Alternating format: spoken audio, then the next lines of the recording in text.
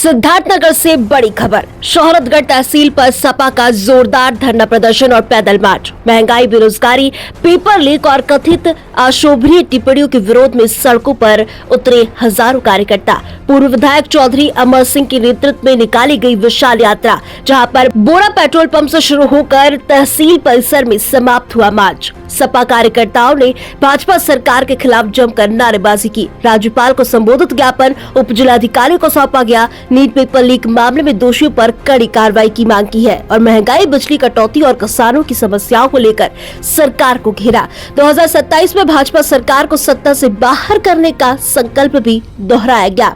संवाददाता पंकज पांडे की रिपोर्ट।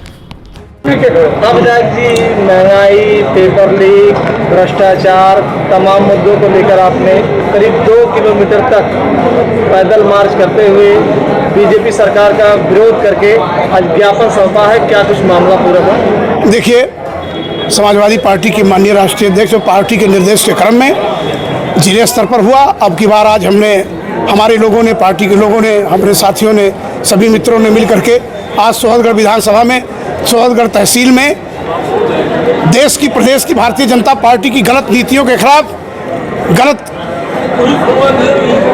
हो रहे भ्रष्टाचार के खिलाफ, महिलाओं के साथ हो रहे अत्याचार के खिलाफ, नौजवानों के साथ हो रहे अत्याचार के खिलाफ, किसानों के साथ हो रहे तलफी के साथ जिस तरह से समाजवादी पार्टी ने कमर कसा है, उसी के क्रम में आज कुछ स्थानीय मुद्दों को लेकर के और बाकी जो राष्ट्रीय और प्रदेश लेवल का मुद्दा है उसको लेकर के हम लोगों ने ज्ञापन दिया है, जिसमें खास तौर पे जो भारतीय जनता पार्टी की सरकार ने हाल में गांव-गांव में स्मार्ट मीटर का कार्यक्रम योजना ला करके और गरीबों को जिस तरह से धनादोहन कर रही है उसका विरोध किया गया है कि पहले का मीटर है, स्मार्ट मीटर को हटाया जाए और स्मार्ट मीटर को ना रखा जाए, क्योंकि स्मार्ट मीटर के लगने से देखा गया है कि जो साधारण मीटर से 500 बिल आता था, इसका 2500 बिल आ रहा है। तो ऐसे में इसका घोर विरोध हो रहा है। दूसरी चीज़, भारतीय जनता पार्टी की सरकार जब से बनी है, किसानों की आय 2 गुना करने वाली ये झूठी सरकार ने किसानों का तो 2 गुना कौन कहे, जो 50 किलो उर्वरक आता था उसको भी 45 से 40 में ला दिया और अनुदान भी खत्म कर दिया